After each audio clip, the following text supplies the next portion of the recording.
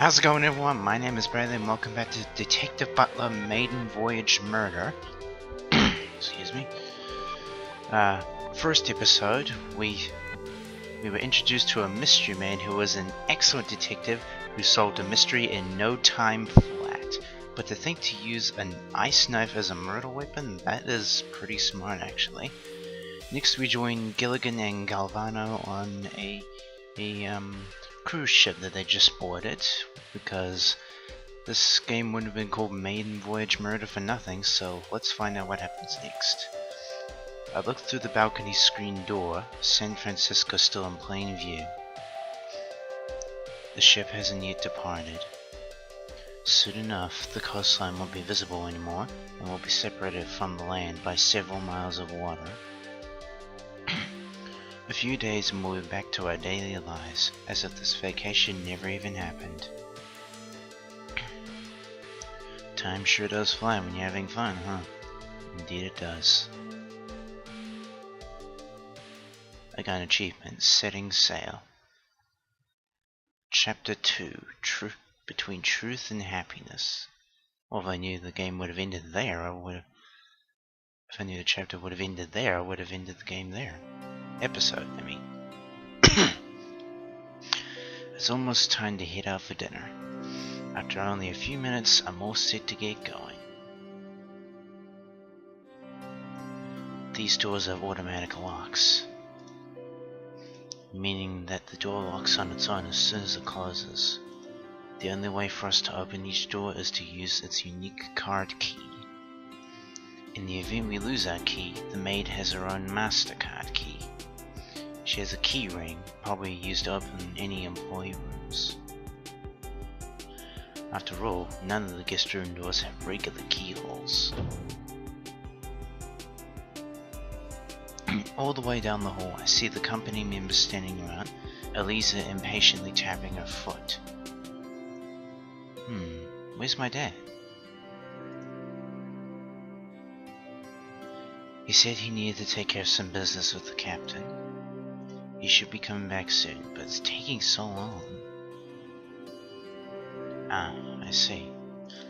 I lean against the door to our room with a sigh. Cruise ships can be more boring.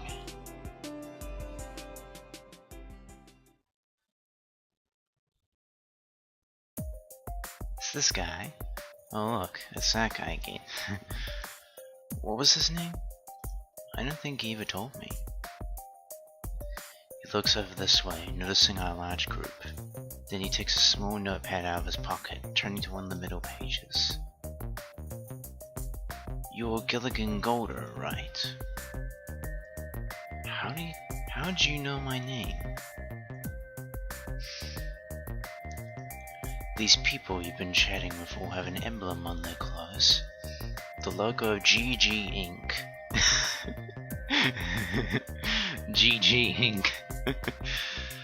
The famous life insurance company centered in New York. GG, if you guys don't know what that means to us gamers, it means good game. That made me think of a news article I wrote about their press conference. Did some research and found the CEO, Galvano Golder, with a son named Gilligan. Hello, are you a news reporter? I'm Eliza Jones, head of the public relations, so if you'd like to do a story on our company. Pleasure to meet you.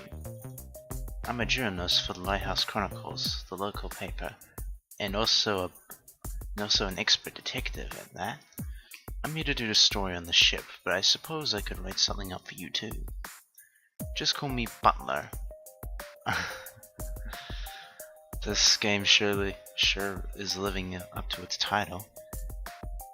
I should explain that up the top here it says The Misadventures of Detective Butler. I didn't think that would be his name. I thought he was a detective and a butler, like a service kind of butler. Alright. That'd be wonderful. Here's my business card. Butler, huh? I'm Howard Luwan, I think that's how you're supposed to say it. The company COO. Pleased to meet you. Blythe Kalisa, company CFO. Nice meeting you. The other two hand Butler business cards as well. And here's my card too. He takes out some business cards, handing them out to each of us. Detective Butler. Wait a minute, you're a detective? Not yet, but I gotta start somewhere. One day though, I'll be the greatest detective in the world. You mean like Sherlock Holmes? Yep. Working as a journalist in the meantime should be a good way to find interesting cases to solve. Makes sense. Although I've read some mystery novels, they didn't interest me as much. So in other words, you're a casual. Hey, what's wrong with my taste in books? I never said it was wrong, just giving an opinion. You truly are a journalist. I wonder where my dad went. Just making sure I'm recording.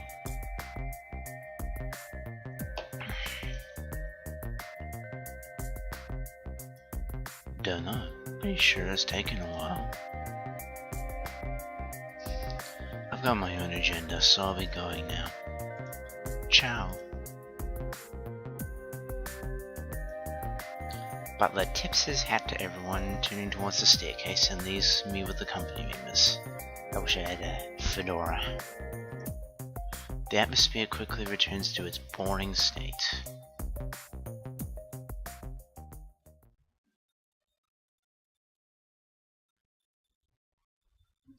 Eventually, some men in suits turned the corner of the hallway, my father among them. Surprise! I was disguised as one of them. Sorry to keep you waiting. But like I said, I had to deal with some business back there. Figured I should be productive while my kid is slacking off.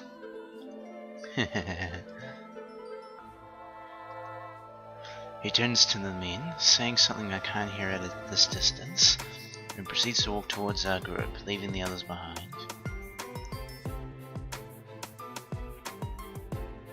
Anyway, I was discussing something with the captain in his room.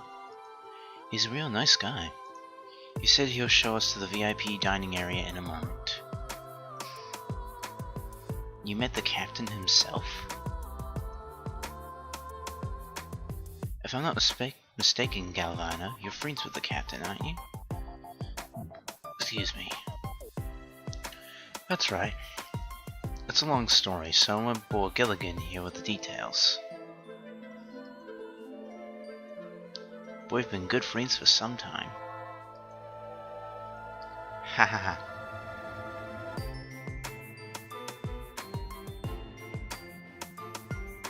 The men in suits suddenly part like the Red Sea, and a man clad in white steps between them.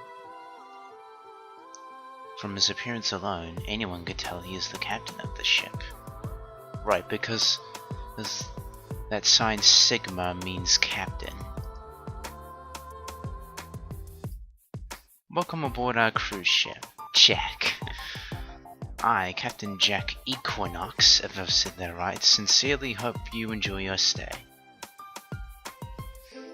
He gives everyone a salute, as if to make everyone appear he's even more charismatic.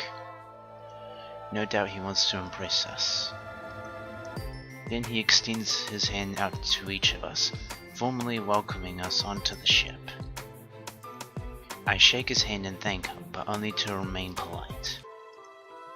I'm still doubtful this cruise will be any fun.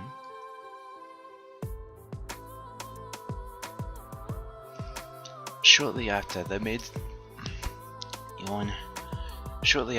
surround the captain, forming a semicircle behind him. It was almost as if they were lining up behind a general on the battlefield, ready to serve his every command. Well, technically that's what they're doing. Each one of them looks tall and menacing as a real soldier. I wouldn't be surprised if they were all war veterans, or at the very least, bodybuilders. I probably shouldn't do anything to get on the bad side. Now then, I'll be glad to show you all the way to the VIP seating. Please, follow me.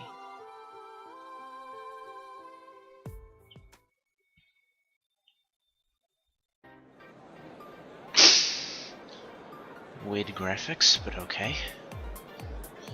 The VIP seating is as fancy as I was expecting. Of course, it's nothing that I haven't seen before. But this time, it's on a cruise ship. The men in suits have decided to surround our whole group as we walked by. It seems that they will not only protect the captain, but any VIP guests as well. Something in my eye. Our group is led past most of the tables to a special seating area reserved for the VIP passengers. Here you are. We take our seats at the VIP only table, covered with an elegant cloth and adorned with bottles of champagne. What a nice place. Thanks, Jack. No problem, Mr. Golder. Our head chef will be right with you. Please enjoy your meal. This is probably a bad time to record, but I had to get something done today. And with that, the captain and his men disappear into the crowd. Howard, Elisa, Blythe, thank you. It's because of all your hard work that we were able to dine here tonight. I ordered these drinks and appetizers for all of us, to celebrate the company's miraculous success. What an incredible year it has been. So many ups and downs. Yeah, for a while I thought we were totally finished. Now we can finally relax, and the company lives on. Smiles rise on each of their faces, showing their pride in their accomplishments. This is their victory party, after all. I know very little of what happened in their company because I was never sought to be a part of it. But that's okay. Regardless of the reason, all of us here together on this cruise ship.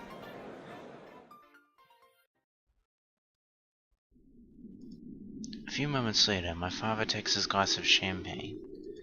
He holds it up high above the center of the table.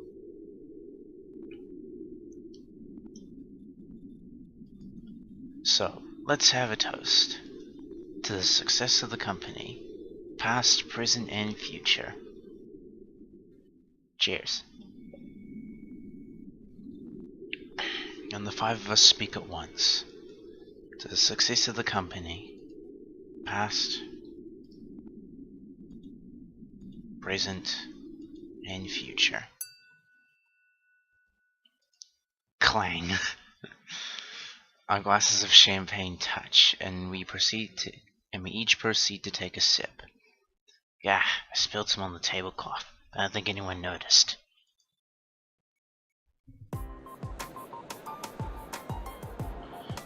Two more of those men in suits approach our table, each one pushing a serving cart stacked with food. But this time, someone else accompanies them. He looks like a chef or something, given his attire. Good evening, everyone. I am the head chef Donald Ackerley, and tonight I shall have the pleasure of serving you all a fantastic dinner. Oh ho ho ho ho. He seems like a cheerful enough old man. That walking cane in his hand doesn't slow him down one bit. Oh, I just noticed the cane. Ah, Donald. Nice to see you again after so long. You know, I was really surprised to hear that the great Galvano was coming here. I had no idea if I'd ever see you again.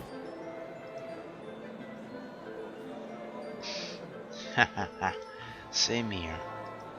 Who would have thought I'd get a second chance to taste your delicious cooking? Indeed. The old man looks around the table, keeping a smile on his face. Let's see, I know Galvano, but the rest of you are all new faces to me. It turns out that my father had met Donald in a high-class restaurant years ago. My father regularly visited California for various business trips, and there was one time he needed to go to a restaurant. Or maybe he was just hungry and slacked up for a bit. In any case, it seems that Donald was eventually fired from his old job, but once he learned this cruise ship needed a professional chef, he was back in the working world again. Good for him. I can't even imagine working at his age, but he must really find it worth the effort. A pleasure meeting you all. Now then, the food is ready. It's a special treat for the VIPs on the house. Bon appetit. One by one, the men distribute the plates from the serving cart around the table. Donald simply leans back on his cane, making sure nothing goes wrong. Each plate is loaded with all kinds of fancy foods. But it's just like spinach or whatever that is. Lettuce, broccoli, and pork? Beef, rough guess? I'm not even sure if I'd be able to get all their names right. Nonetheless, we'll be eating dinner fit for a king and his men. Excuse me, I'm sure my father would order no less of a meal. The main dish consists of lamb, bacon, roasted loin, neck croquet with confit, butternut squash, and finally a sweet pepper reduction. Okay, I was close on the meat. I think I guessed lamb. I did not see any squash on there. I see, just as I thought. I've tried making lamb at home, but it never looked this good. Don't forget to leave room for dessert. A specialty ginger milk chocolate cremux, if I said that right. Light grenade spice bread, and to top it all off, slices of passion fruit. Let me know in the comments if I'm saying these words right. If not, tell me how to pronounce them. Oh, we will. Oh, this food looks great.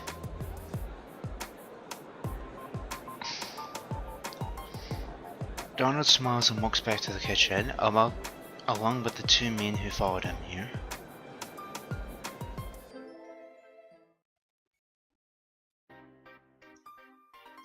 I'm normally a slow eater, but I was able to clean my plate rather fast this time. Excuse you for a minute. Sorry if my eyes look red, I swear I'm fine. It's just waking up and all. It can suck sometimes. Perhaps because I never really stopped to join the conversation. Nothing I'm interested in talking about anyway. Food must be really good though. I look over to see where Donald went. He's standing near another table, but the person sitting there is none other than Butler, being served by the head chef as well. Apparently they're wrapped in their own conversation, but they can't hear a word. Was he being treated as a VIP guest as well? I'm full of burps. From time to time I glance over there and see the two of them still talking. Whatever's going on over there must certainly be more interesting than this conversation. Earthquake. Hey, Gilligan. What you looking at? Oh, nothing. Wahahaha. Of course it's nothing. Why don't you chat with us for a bit instead of staring out into space, Will I finally get to pick dialogue? I wouldn't know what to say. I'm sure you have lots of interesting things to talk about. Yeah, Gilligan's a very interesting young man. Wahahaha. I'm not too sure about that. Noticing that our plates and bowls are empty, Donald finally shows up. I'm saved! I glance over at Butler's table while Donald asks everyone how much they've enjoyed their meal. Naturally, they all give compliments. He's writing in a notebook. I wonder what it says. Almost as if he heard my question. He looks back at me, opening the notebook and sitting it up on the table, open to a page near the center. I know I'm good looking, but it's not polite to stare at Gilligan.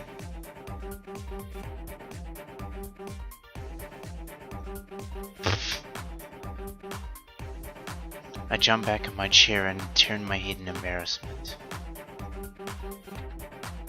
Then I turn around once more and give him a disgusted glare. In response, a cruel smirk and a wink rises on his face. Looks like he's got some sort of enjoyment out of that. Damn it. Better pay attention to what's going on my own table than mess with that guy again. Well then, that concludes dinner. I'll be on duty to serve you all tomorrow night as well. Aye. The five of us stand up, politely tucking in our chairs underneath the table. We say our farewells to the good chef and leave the dining hall.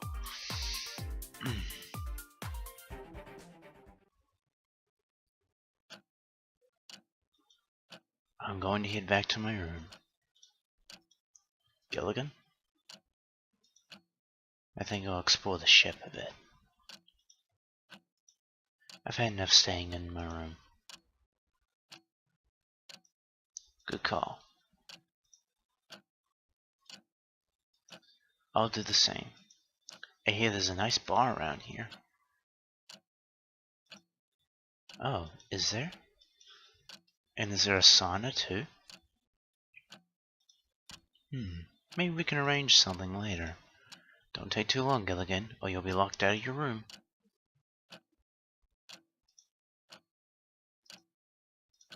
Well, unless you got that cute maid to open the door. Wahahaha. Jeez. This guy just loves teasing his son. The three of them split up, leaving me all by myself.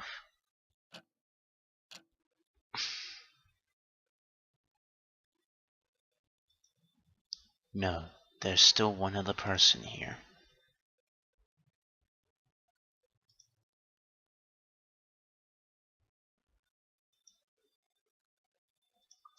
Oh, I didn't realize you were standing there. I thought you had already left. Not yet. I just wanted to make sure you're okay.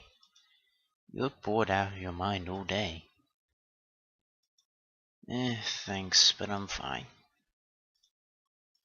I mean, this cruise just isn't my cup of tea.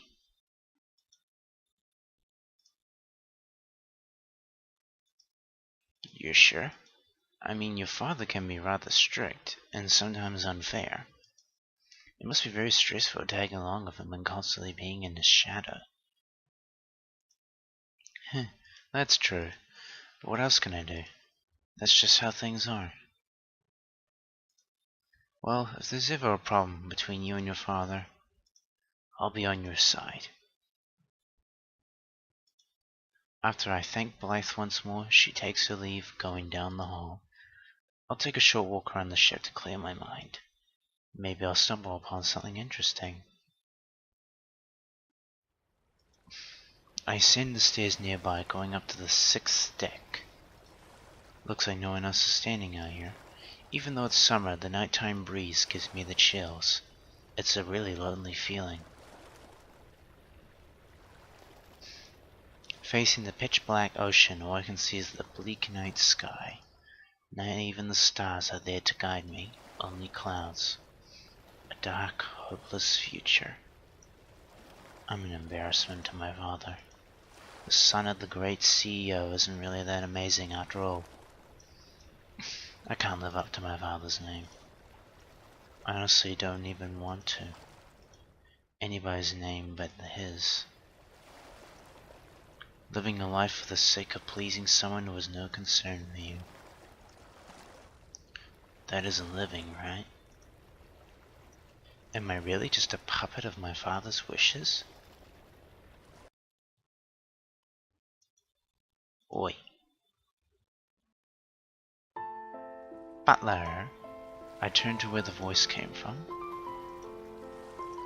It's Butler. What are you doing out here? I could ask you the same thing.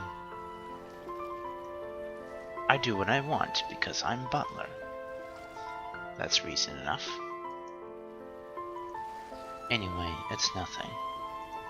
You wouldn't understand. Whoa, okay. Don't get all emo on me, kid. Tell me what's wrong. No need to punch me then. My life is a lie. I have no friends because I'm pretending to be someone I'm not. And it wasn't even by my own will.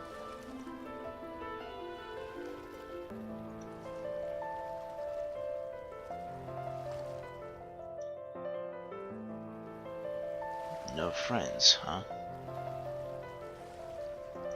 Yeah. You know, a person's environment can make all the difference in their happiness. Sometimes people just can't get along with each other. I'd be happy if I could just go somewhere far away from home.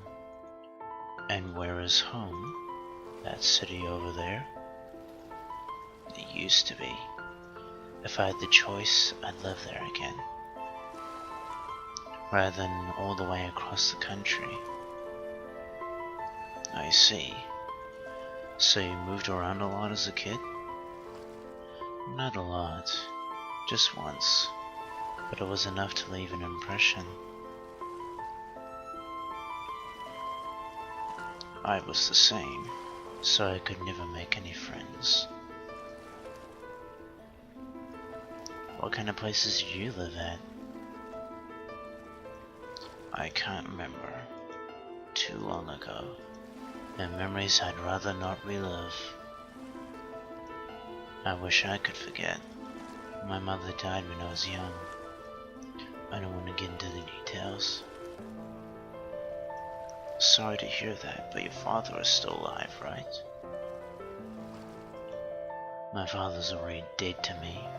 Whoa then, this guy really is emo. I've hardly looked him in the eye since the day my mother died. Am I supposed to feel sorry for him? Even after all the crap he's put us through? Even after all the crap he's put us through? To feel his own ego? All these years I haven't been able to say it to anyone. Who would believe that the son of a famous and respected guy like him was in such a mess? If only they knew the truth about him.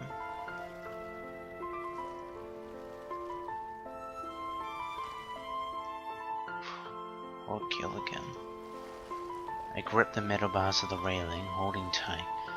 My resentment channels itself into anger, and my knees collapse from under me. I know that my emotions can get the best of me sometimes. But saying my thoughts out loud to a total stranger willing to listen to some kid's problems, it helps. Between truth and happiness, you can't have both.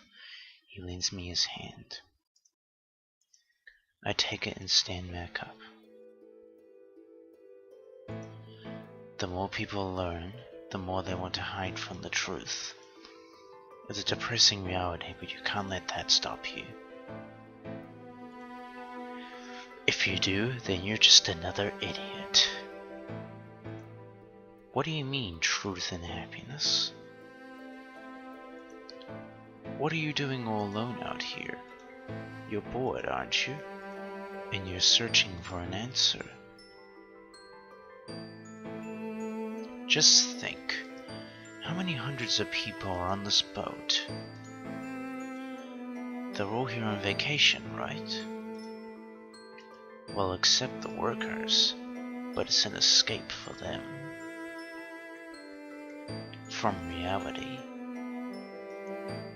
Right. As if working isn't reality enough.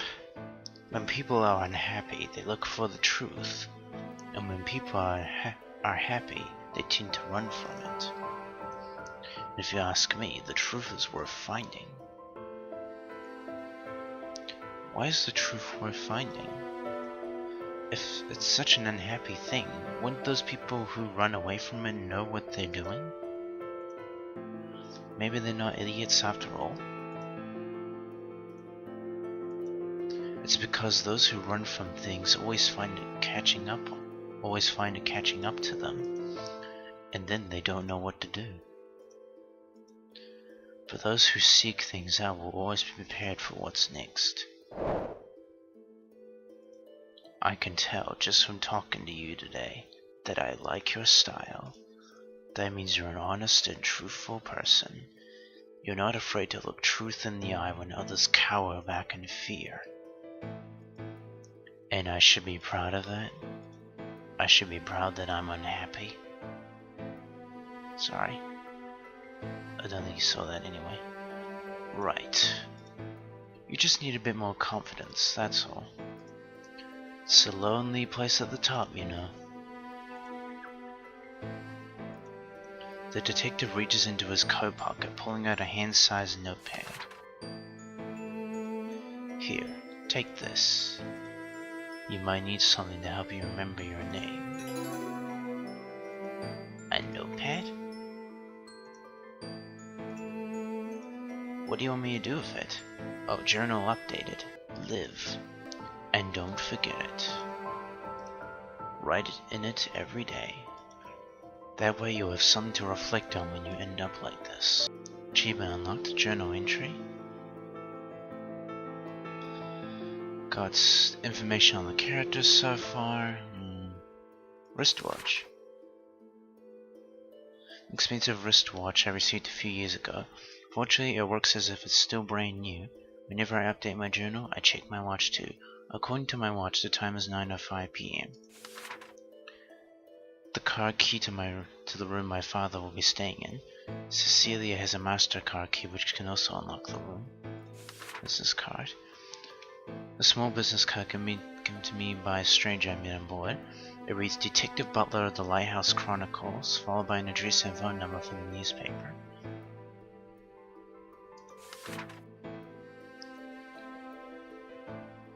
Dislikes boredom, me too. Okay. 6 stack. Alright.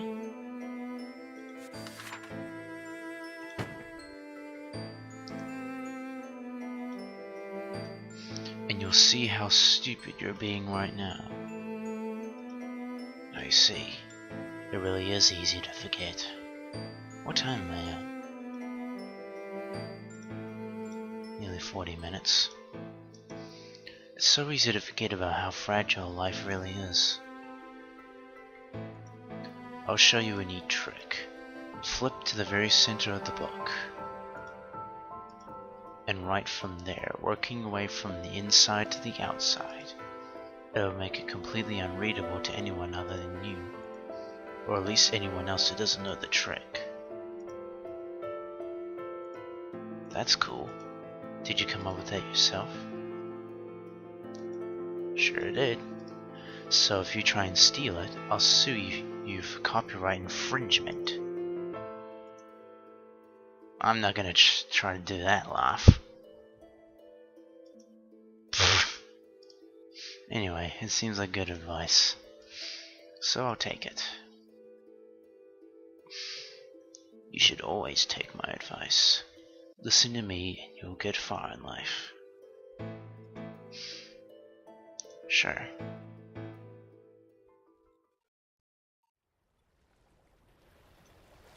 Well, my work here is done. Shall we go back?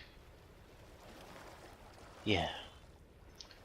The two of us head back inside.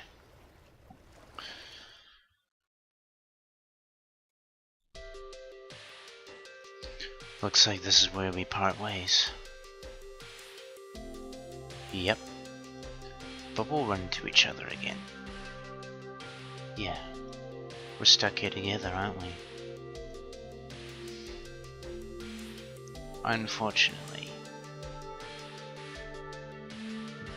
Bonne nuit, if I've said that right. Huh? It means good night. Oh. Good night, and thanks.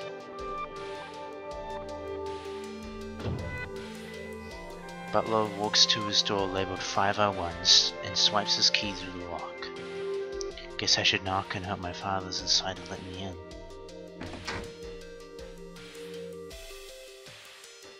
Welcome back. My father opens the door for me. It sucks not having a key myself. I thought I did have a key in my inventory. Or was that the only key that was available for both of us?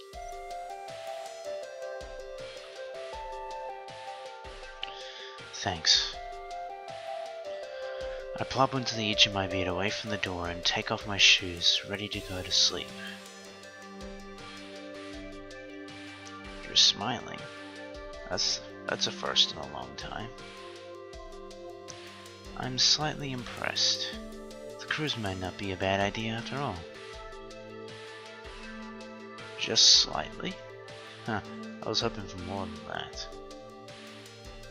Life's a little bit better when you meet interesting people. That's true. Making connections with a wide range of people is good for business. It's not just what you know, but the people you know. They'll get you places in life. My father laughs to himself for a bit, but I'm too tired to really care. Maybe I can end this night on a good note after all. And so will we. I'm sorry, Gilligan. You're sorry? That kind of came out of nowhere. I've wondered what I can do to make things better, but you're never cooperative about that. Okay, I guess we're going for a little bit longer. It hasn't been the same since Mom died. You know that. And I don't think there's anything you can do. I've tried to move on since that day. You seem to have put all your energy into the company since then, and maybe I can understand why. Isn't it like a second family to you? In certain ways, I suppose. If I had a choice, I would have never moved away. I would never have moved away. But you used Mom's death as an excuse to go start a new life for yourself somewhere else. You just forgot about me. That's not true. You don't remember, huh? I had to abandon everyone and everything on a whim just because of that. It was for our own safety. Believe me, I know what I did. Have a little more respect for your own father. Respect? You think I sought to have any respect for you after what happened to Mom? We would have been safer if you hadn't... Quiet. I didn't do a damn thing to her. That wasn't my responsibility. No matter how many times you deny it, do you really think I'll believe you? I know what you're up to whether you admit it or not. It's your fault that Mom had to die.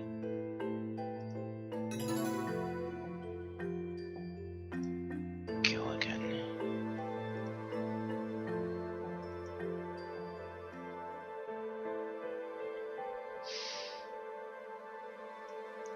Well, isn't it true? What do you have to say? Gilligan.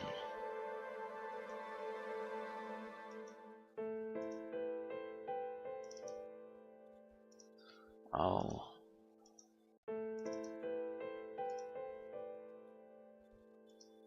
You'll do what? I'm clicking, damn it. Oh, jeez. I'll talk to the others.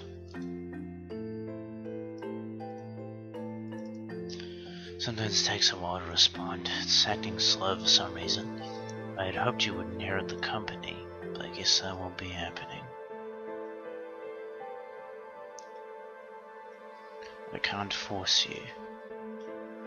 So I had to choose a different successor. Excuse me.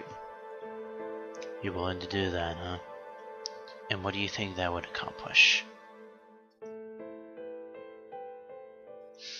It's the one thing you've asked of me these past 10 years. What was updated in my journal?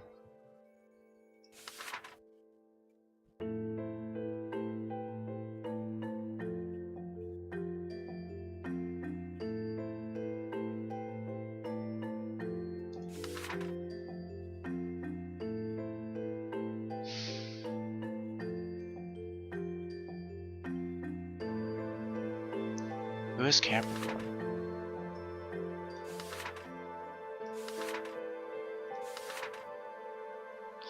Gemini, Taurus, Cancer, Capricorn, the chef. Cool.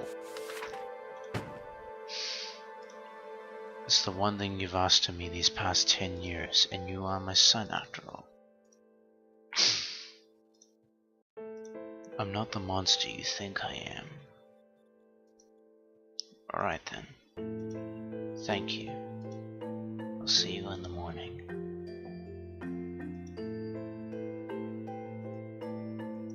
Good night, Gilligan. Good night. And with that, I turn off the bedside lamp, crawl into the blankets, close my eyes. And close my eyes. Tomorrow can't come soon enough. To the company. Chapter 3, Legend of the Cobalt Couple. And with that, we're going to leave this episode here. Thank you guys for watching. I hope you enjoyed. Whew, this was some pretty deep and emotional stuff that's been happening.